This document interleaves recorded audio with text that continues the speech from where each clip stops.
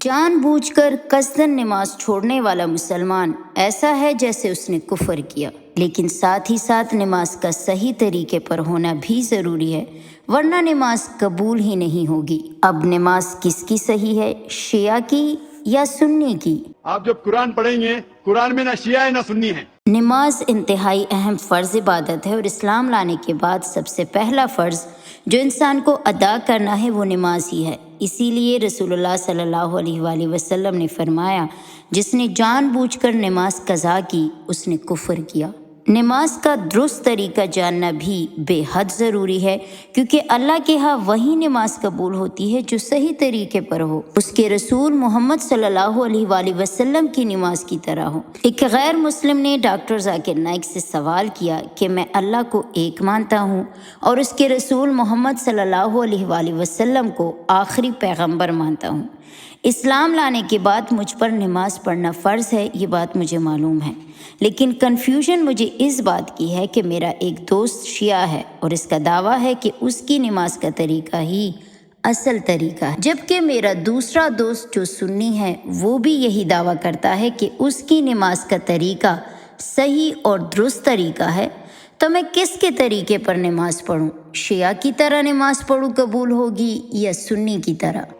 بھائی صاحب نے سوال کیا کہ اگر اللہ ایک ہے اس میں ماننا ہے اور محمد صلی اللہ علیہ وسلم پیغمبر ہے تو میں مانتا ہوں، تو اس طریقے سے مسلمان ہوں میں، لیکن میرے دو دوست، ایک شیعہ ایک سنی، اور مسلمان بننے کے لیے نماز پڑھنا ضروری ہے، تو کس طریقے سے نماز پڑھوں؟ بھائی صاحب، آپ کہتے ہیں کہ اللہ ایک ہے، آپ مانتے ہیں کہ اللہ کے پیغمبر محمد صلی اللہ علیہ وسلم آخری پیغمبر ہے، تو آپ نے کہا کہ کس طریقے سے نماز پڑھوں؟ یہ شیعہ سنی جو آپ نے پوچھا، آپ جب قرآن پڑھیں گے، قرآن میں نہ شیعہ ہے نہ سنی ہے، قرآن میں نہ شیعہ ہے نہ سنی ہے، کیونکہ فرقہ بندی گناہ ہے، قرآن میں کسی فرقے کا ذکر نہیں۔ قرآن شریف میں کہا گیا ہے سورہ عمران میں، سورہ نمبر 3 آیت نمبر 103 میں، وَاعْتَصِمُوا بِحَبْلِ اللَّهِ جَمِيعًا وَلَا تَفَرَّقُوا، کہ آپ آپس میں اکٹھا ہو کے اللہ کی رسی کو مضبوطی سے پکڑو۔ اللہ کی رسی ہے قرآن اور صحیح حدیث۔ تو آپ دیکھیں قرآن میں کیا لکھا ہے اور اللہ کے رسول کے صحیح حدیث میں کیا لکھا ہے، تو جو بھی آپ سے کچھ کہتا ہے اگر قرآن اور صحیح حدیث کے مطابق ہے آپ اس کی بات مانو۔ جو ذاکر کہتا ہے وہ بھی کچھ اہم نہیں اسلام میں، ذاکر اسلام میں زیرو ہے، جو ذاکر کہتا ہے وہ بات ماننا ضروری نہیں، لیکن جب میں قرآن کا حوالہ دیا تو آپ کو قرآن کی بات ماننا فرض ہے، جب میں صحیح حدیث کا حوالہ دیا تو آپ کو صحیح حدیث کی بات ماننا ضروری ہے۔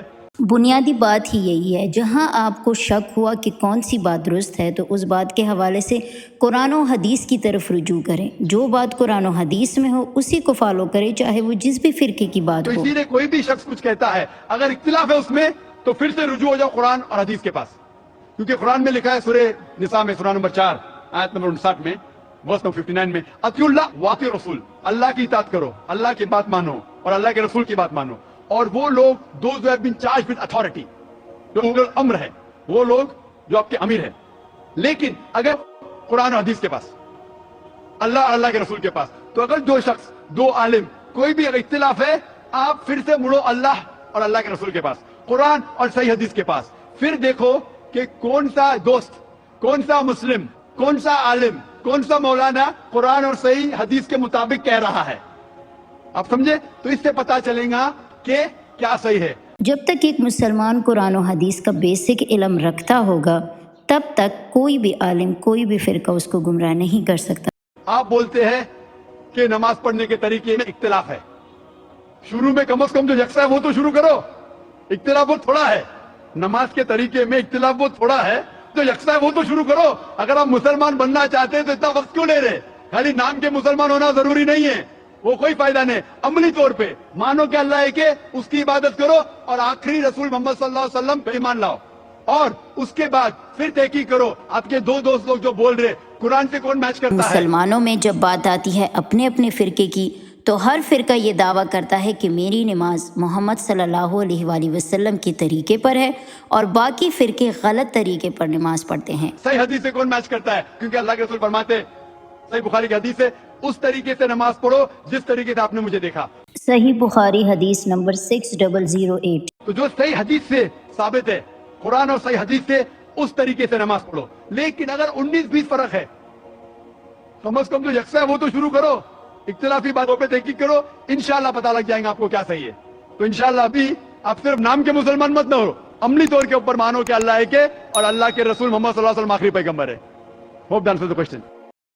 नबी अलैहिस्सलाम ने जो नमाज मुसलमानों को सिखाई उसमें दो तरह की बातें हैं। एक वो उमूर हैं जो नमाज का लाजमी जुज़ है और इसमें किसी तब्दीली की गुंजाइश नहीं, जैसे कि नमाज़ों की तादाद, उनके औकात, अज़ान के अल्फाज, नमाज़ों की रकतें, क़याम में सूरह फातिहा और कुरान के कुछ हिस्से को पढ़ना, रुकू का तरीका, सजदे का तरीका, तकबीर तहरीमा के वक्त हाथ उठाना वगैरह।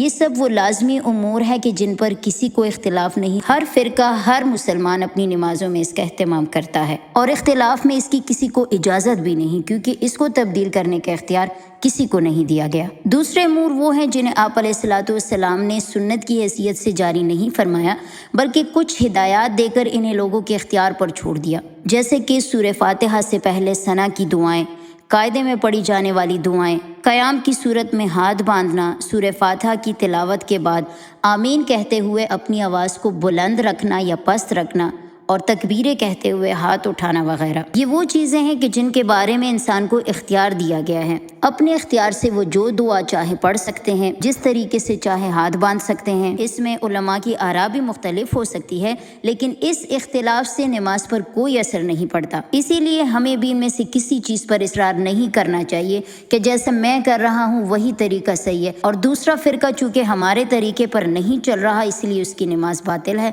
ऐसा नहीं है, इसमें इंसान को इख्तियार दिया गया है और इन इख्तियारी उमूर में इख्तिलाफ होना एक फितरी अमर है। इख्तियारी मामलात की एक मिसाल पेश करूंगी।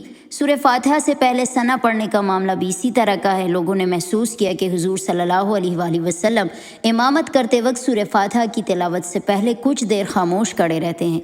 उन्होंने आपसे इसकी वजह दरियाफ्त की तो आप अलैहिस्सलाम ने फरमाया कि मैं नमाज शुरू करते वक्त परवरदिगार के हुजूर अपनी तरफ से कुछ हम्दो सना के कलिमात पेश करता हूँ।